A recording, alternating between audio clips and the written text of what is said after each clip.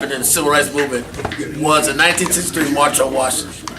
We're here today to talk about the plans and the purpose of the 50th commemoration of that significant historic event. To talk about that are some of the people who A, were there or were certainly involved in it at the time, and where we go from there. It's to start this out, to talk about this, obviously, will be our chairman, Dr. Bernard Lafayette. Our president is Dr. C.T. Vivian. Our CEO is Mr. Charles Steele. And the president of the Georgia Association of Black Elected Officials is Representative Tyrone Brooks. Those will be your speakers. We start now with Chairman Dr. Bernard Lafayette. Ladies and gentlemen of the media, I want to say that I'm very pleased to announce that the Southern Christian Leadership Conference is alive and well. We want the world to know that Martin Luther King's dream did not die. And as long as we are alive, it will continue to live and be fulfilled. So we're pleased to announce our next activity and our next move. And in keeping with that, we want to invite our president of the Southern Christian Leadership Conference, a longtime civil rights activist and leader, former staff person who worked directly with Dr. King in the movement and many different movements that Martin Luther King led. And we are proud to announce our esteemed icon of the movement, Dr. C.T. Vivian. All right.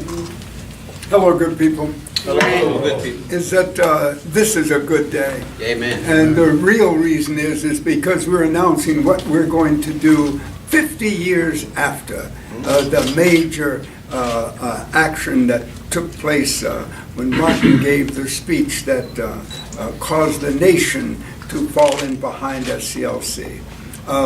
We are now saying that 50 years later, we're going to be at the Lincoln Center. We'll be at his statue as well as that of Lincoln. We're going to celebrate not only the 50 years that we have gone through, but the hundreds of years that made it possible for Black America to produce a Martin King as well. We are concerned that it become very clear that the future is going to be filled with the same nonviolent direct action spirit and action that has made this nation and this organization and Martin King known across the world as bringing peace in places where that there was violence. We're ahead of time. We are in fact creating an atmosphere and will be all this year to make people realize that no matter what happens in the world, eventually it will take nonviolence to solve it. And we are that organization in these United States that acts on it. We're happy also to be able to say that not only we, but we're in collaboration with the King family because they too desire the same things. It is the fulfillment of their father's dream. It would not be real not to have them with us or for us to be without them. And we're thankful that we are looking forward to and we're planning every week of this coming year to make it a better celebration of what the future holds for all of us, for mankind, in fact, all right? Is that it is these kind of understandings. I remember that when the announcement was for jobs and freedom. And it's interesting that we come back around to that time when 50 years later we will be talking about jobs as well as freedom, right? Is that because we're to further the freedom not only of ourselves, but of all people in the world.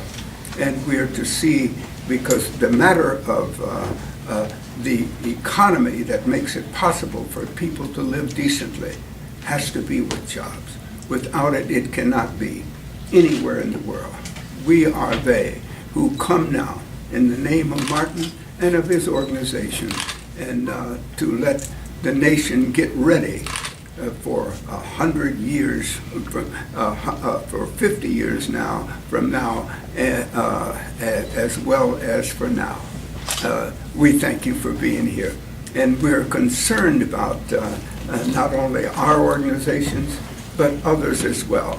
And so I'm so glad to see others here. And I would like to have you come forward. CEO Steele's name. Pardon me now.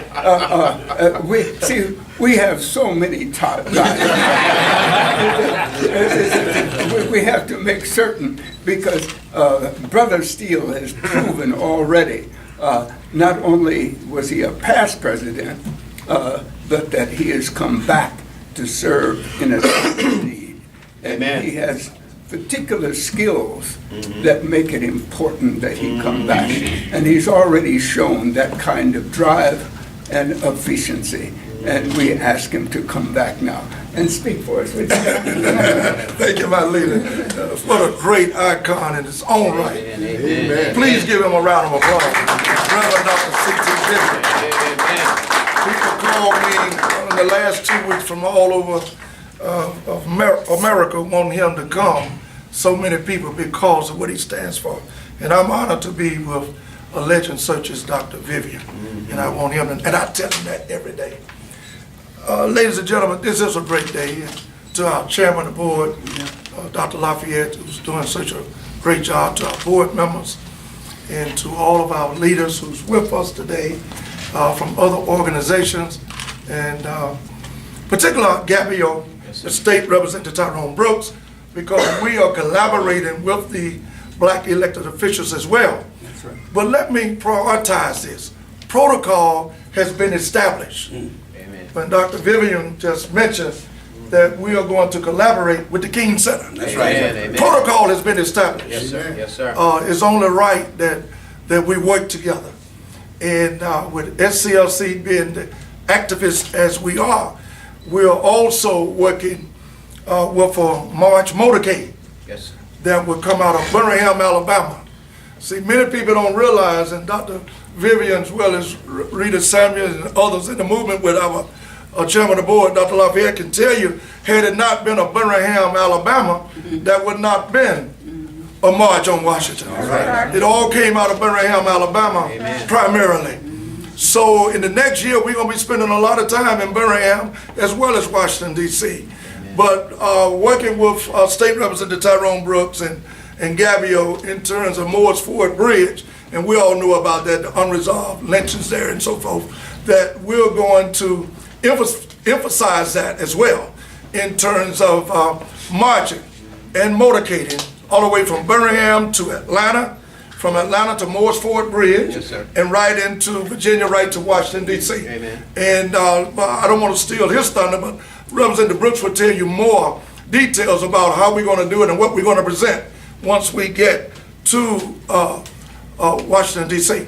But the fact being is that we are all geared up. Yes, sir.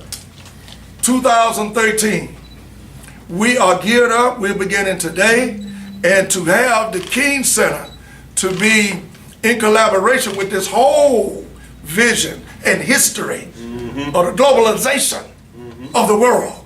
This is bigger than the Olympics. All right, Doctor. Do y'all hear me?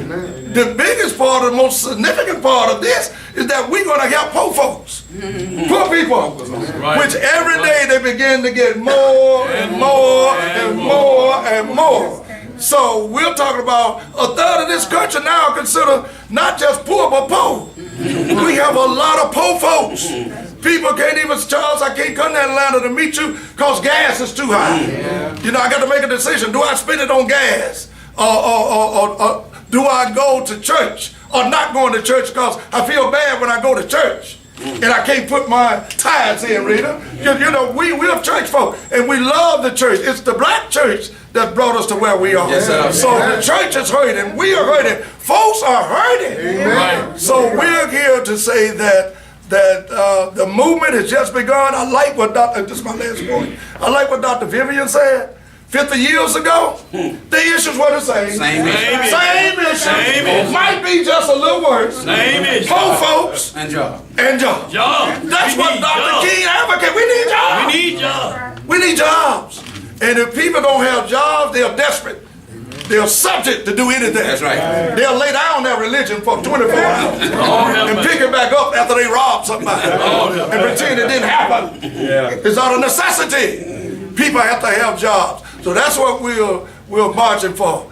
Justice and equality, economics, and it's a globalization vision that we're going to bring about. So thank you so much for being here. And again, I can't overemphasize that protocol has been established. The King Center and SCLC. That's right. We are working in support of each other. We're going to collaborate. They're doing a great job. We support Dr. King in his vision, and we support him in his activism.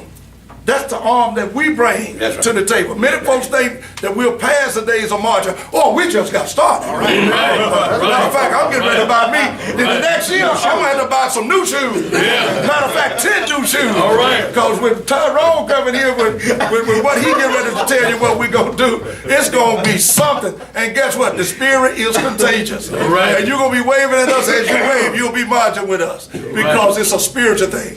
Thank you so much, Mr. Chairman, to the rest of you, to the media, and our state representative Tyrone Brooks in his own right in terms of what we'll collaborate with the black elected officials. Thank you, Mr. CEO and Mr. President and Chairman. Coming back home to SCLC, where I came from as a teenager, and I'm reminded to tell you that the struggle continues because poverty continues. I want to recognize some of our key partners that work with the Georgia Association of Black Elected Officials and SCLC throughout the year.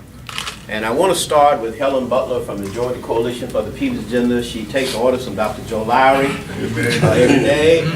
Joe Beasley, the Regional Director of Rainbow Push, who's been working with me since 1979 when he retired from the Air Force from Kansas City and moved back to Atlanta. Reverend Albert Love, who's going to be our coordinator. Come on, From Doctor. Birmingham, all the way to Washington, D.C. Reverend Samuel Mosteller, the president of SCLC, who will be working with us, of course, in Georgia, state president of SCLC.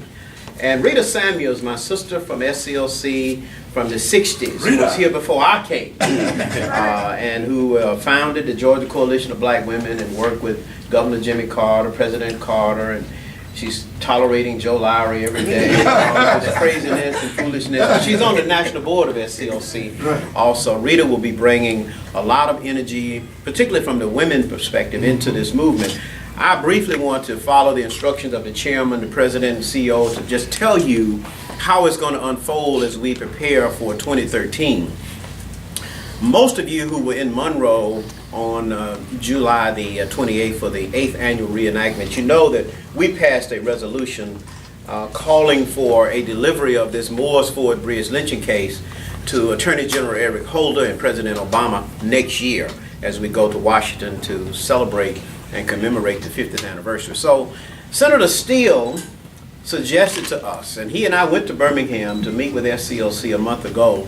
He suggested that we start the movement in Birmingham, come to Atlanta, go to Monroe, Georgia, to the Moores Ford Bridge, leave the Moores Ford Bridge, and make our way on up through South Carolina, North Carolina, Virginia, and to come into D.C.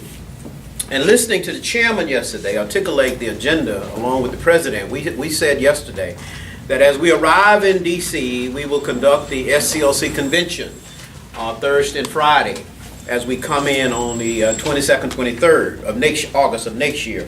And then on the 24th, that Saturday, we will have a rally and a march from Lincoln to King on the Mall, or vice versa, in partnership with the King Center, because the King Center has decided it wants to work with SCLC, and they have reserved the mall and all of the surrounding areas. So SCLC and the King Center will be working together on that Saturday.